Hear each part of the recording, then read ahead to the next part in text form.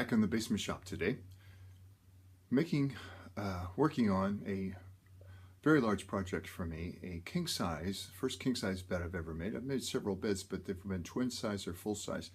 King size French provincial bed for my daughter and her husband.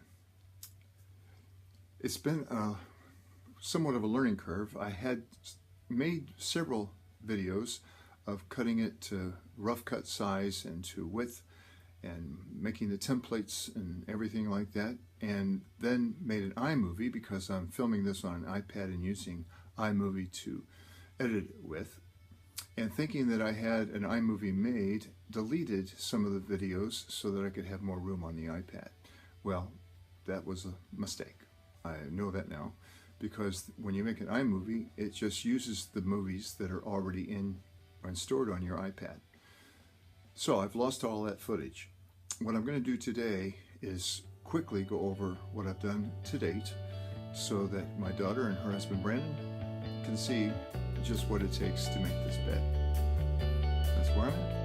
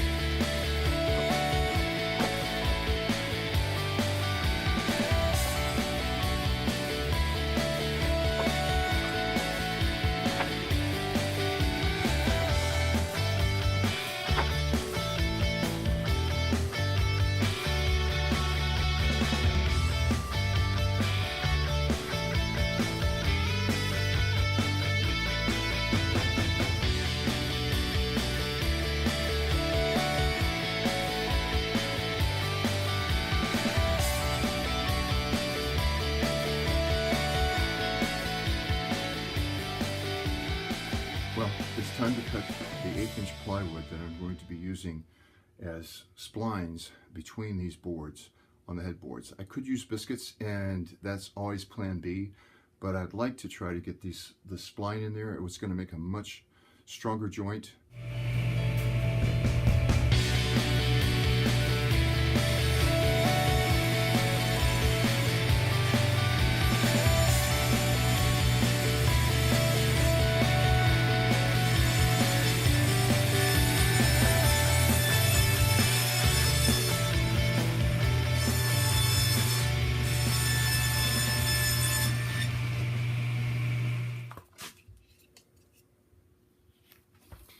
I actually cut 16 inches off just to make it more manageable.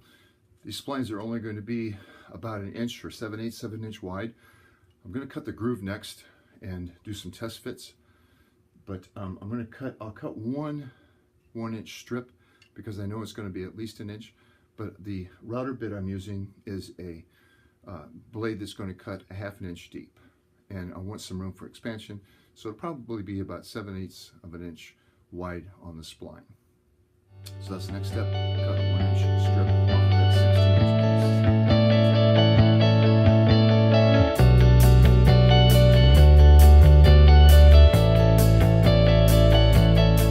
Okay, I have this slot cutter all chucked up here. This is a nasty looking router bit, and I've got it really cranked down there. The last thing I want is that thing to start falling out of there. And isn't that interesting? It's not going to clear this opening. Well, after I had that on there, I discovered it's not going to clear this, so I took the base plate off. I really like this base plate because it's got these little lineup marks, and they fit there every time. And of course, you see this thing is unplugged. I try to work as safe as I can, and I try to work fresh. So I'm a morning person. This is getting late morning, but I really would like to get these slots cut. Now, as you can imagine, this slot cutter is going to kick up a lot of dust. So I'm going to move my operation to the outside. I've got to get this set approximately to the middle. This is where it comes in handy to save these little cutoffs. So I'm just going to approximate the middle. I'll go down one side. That wasn't a very good line. Flip it over, go down the other side.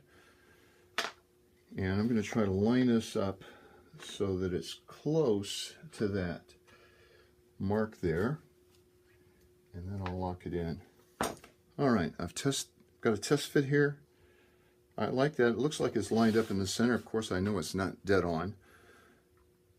I think the next step is to make a couple of test cuts and check it and see if this 1/8 inch Luan plywood, of course, it's not really 1/8 of an inch, it's in millimeters, and the bit is in empirical measurements, so it's not going to be an exact fit. But from there, I'll see from the next cut just how much I need to move this bit to make it work. As I said before, I'm going to have on my safety glasses and have the work clamped down because this is a big unwieldy bit. I've used this bit before on the table, but I've never had it in a handheld, so we'll have to see what that's going to look like. And the only reason I'm not doing it on the table now is because these boards are so long, it's really hard to keep it flat. My outfeed table is a little bit lower than my router table, and I think it'll be easier to keep the whole system flat if I just do it as a long cut.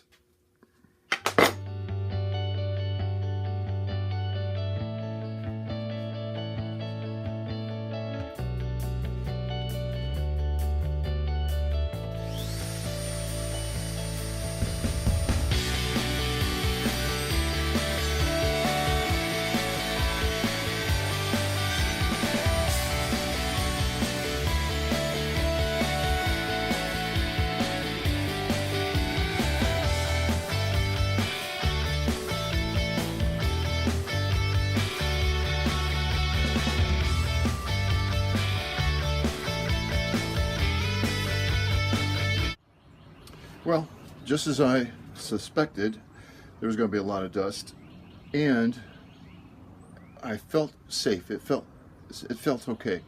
So I think I'm going to proceed with this procedure, but this spline does not fit exactly. It's just a tad wide. But I'm pretty happy with the positioning here. This is going to be the top, and it is just a hair bit thicker than the bottom. But I'm going to be cutting a groove down this top because I want these boards to show as individual boards. So I'll make the spline heavy towards the bottom, and that'll be fine. As you can see, I've got my X's on all of the boards, so I know I'll keep that top up each time. And I'll cut all the boards now with this single slot, and then we'll make some adjustments once again and do it all again. So it'll take 2 passes on each one of these boards.